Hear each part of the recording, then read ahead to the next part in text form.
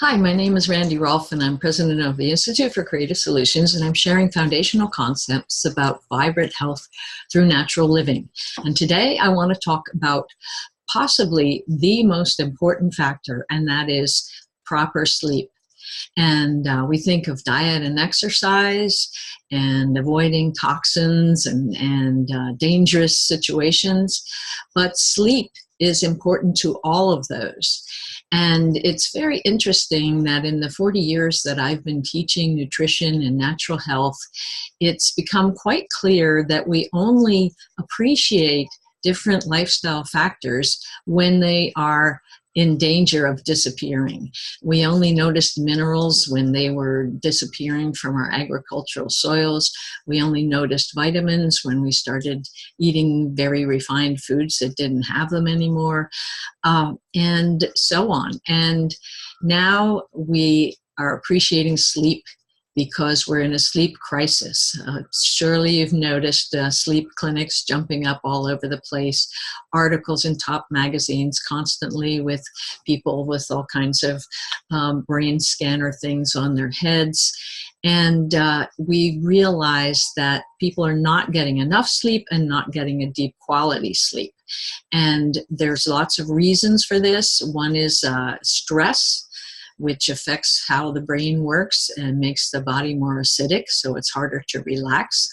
It's toxins that interfere with the neurological pathways in the brain that control our sleep patterns and our schedules. And the problem of people working strange hours. Almost a third of our population now has jobs during when the times we are, as humans, are supposed to be asleep. And there's a wonderful book called Sleep, A Very Short Introduction from Oxford by Lockley and Foster, and they explain how sleep has evolved as an incredibly critical time for putting down, consolidating, learning, and memory. And every mammal that we've studied has a specific pattern of sleep, and humans are no exception to that. We have evolved a 23 to 24 hour cycle for our awake and sleep activities. And if we don't get 8 to 9 hours of sleep a day, we suffer. Our learning suffers, our memory suffers, our acuity, our focus, our concentration, and our moods all suffer, as well as our health. We're finding that every important, well, they're all important, but all the organs in our bodies have their own circadian cycle that's tied to our sleep and activity cycle.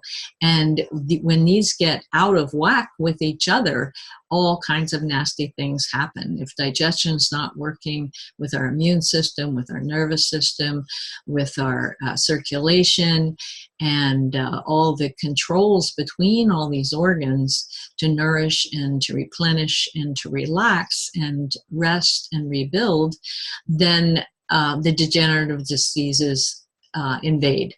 And there are more and more people who are on strange sleep schedules that tend to have more of the degenerative things that kill the quality of life earlier. Cancer, cardiovascular disease, and diabetes are all higher among people who are awake during what should be our normal sleeping hours.